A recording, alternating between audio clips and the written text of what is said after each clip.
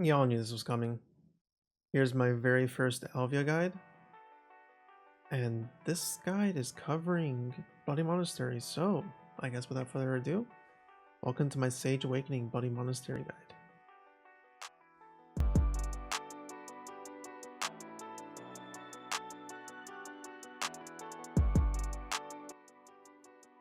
Elvia is a very interesting place. It was released on March 3rd, and it was meant as an expansion to the Serenity grinding spots on certain servers. It basically empowered most of the mobs there, and changed the trash loot and drops there. Of all the spots that were added, Bloody Monastery and Oryx were the two that most people go to. The reason being is that they literally just print money. Abandoned Monastery just has the benefit of probably being the best solo experience in the game. Like, I was getting something like 4% an hour when I was trying to hit 63.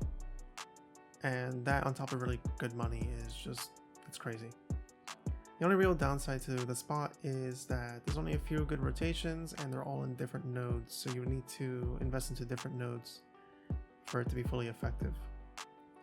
In this video, I'm really only going to be covering the main or elite rotation though, none of the side rotations, because frankly I don't do them. And yeah. Alright, so before I begin the video, something like 94% of the viewers aren't sub. That's an entire 1% decrease from last time, by the way. Awesome, thank you. But if you want to help the channel in the best way possible, please consider subbing. It helps out a lot more than you guys think. I also stream on Twitch every Monday, Wednesday, Friday, and sometimes on Saturday. If you want to catch me live, come out and chill. The link is down below in the description, as well as the link to my Discord if you guys want to see whenever I do go live or have any questions and want to just ping me or just chat. I'm always in there, I respond pretty quickly, and yeah. So here's a slight disclaimer. Sage is still very, very much a work in progress class. Our devs literally are buffing this class and nerfing it in various ways every single week. And the class is still missing some stuff. Like, it's still missing its Thurber Bomb, it's still missing its extra skill that every other Awakening class got.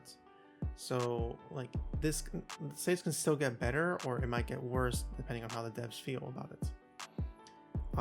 But as it stands right now, Sage Awakening is top tier, like S across the boards, in 1v1s, in large scale, in grinding, hell, even in life skilling. The class is crazy right now, especially because of the buff that I got recently towards its dash.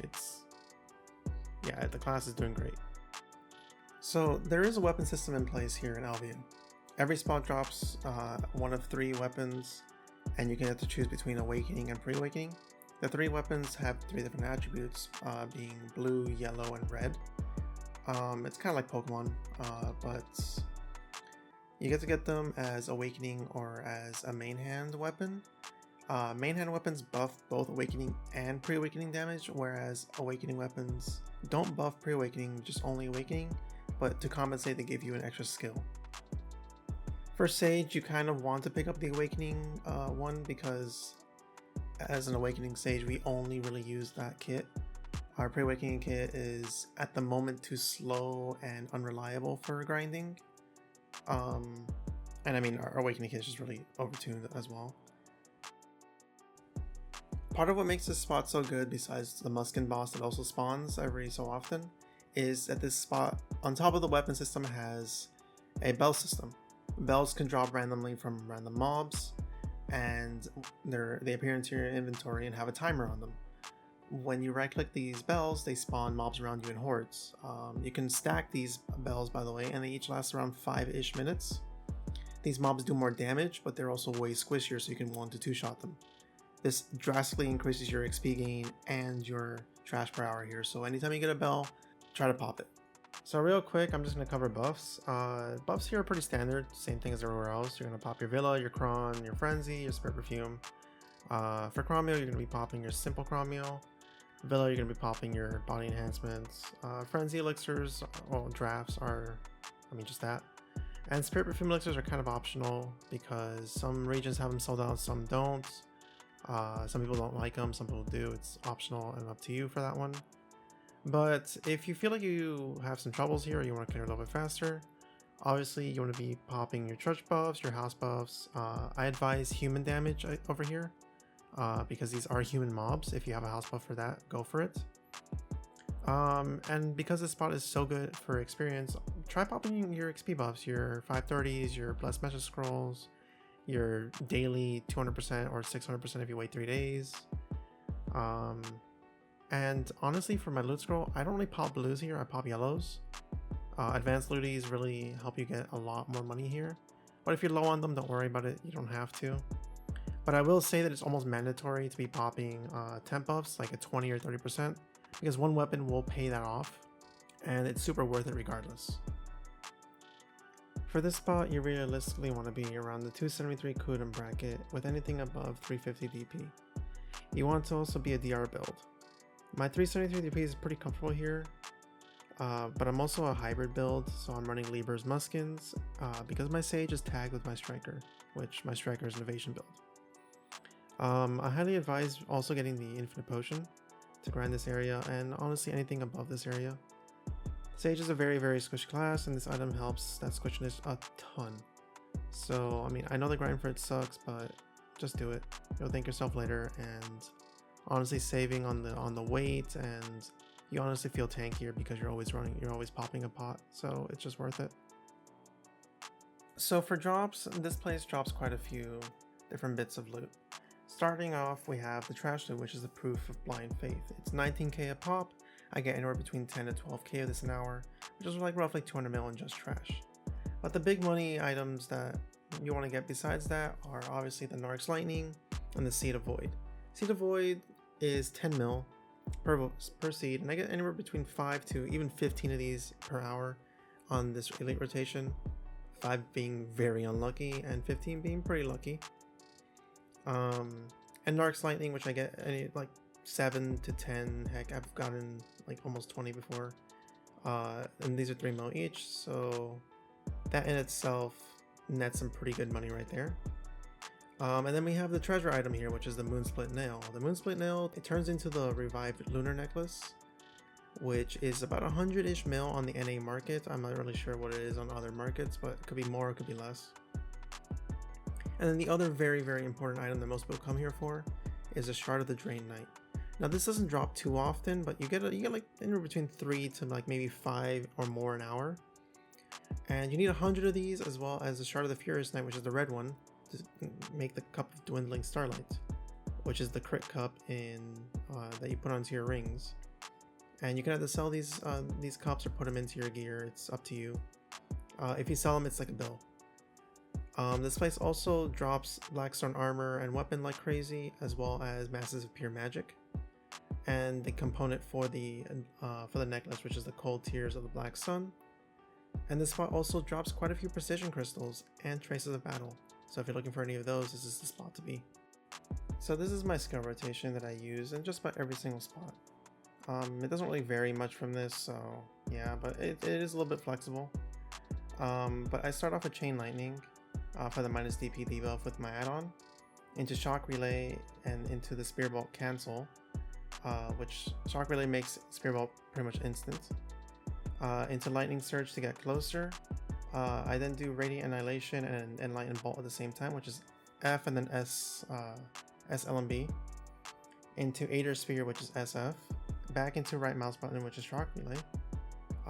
Into the Upsurge cancel, which shoots the beam forward and hits all the mobs in front of you and some of them to the side. Into Rift Storm, and then bolting to the side or behind them to reposition for Lightning Prison, and then into its flow Interrogate. Alright, let's go ahead and cover the skill add-ons really quick. Yeah, this is basically what I use for grinding. We have Spear Bolts with the extra monster damage and casting speed. Spear Bolt itself gives an AP buff, so we use this second in our skill rotation most of the time, well, just about all the time. So we're just extra buffing ourselves. And Lightning Bolt is back attack crit damage.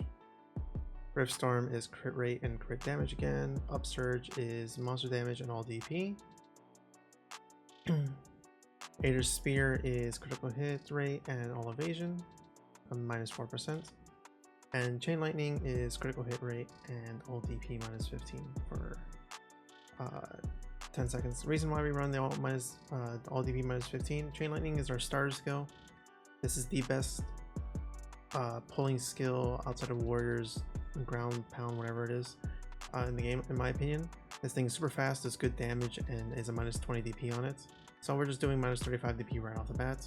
Super duper useful skill, super nice. Yeah. That right about covers it for add-ons.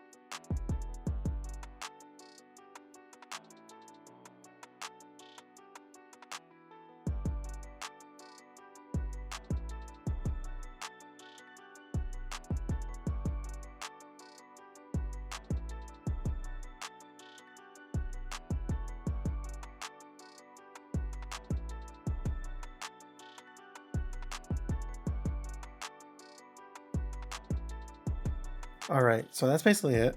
There's a few things I didn't go over in the video in complete detail, like for example, the Muskin boss should only really be done with other people, or if you have a weapon. And make sure to turn on your aggro's for it too. There's also mining stones for this spot that help you farm your shards faster. You can grab them over in Glish. But anywho, thanks for watching. I hope you guys enjoy the video and I help you guys out. I know Sage is still a newer class and a lot of people are still giving it a go, so this is kind of just how I get stuff done. But yeah, if you enjoyed the video, go ahead and just give it a like, comment down below if you have any questions, and give me a sub. Yeah, but I also stream on Twitch every Monday, Wednesday, Friday, and sometimes on Saturday. If you guys want to catch me on there and have any questions, feel free to. Links are down below. And yeah, peace.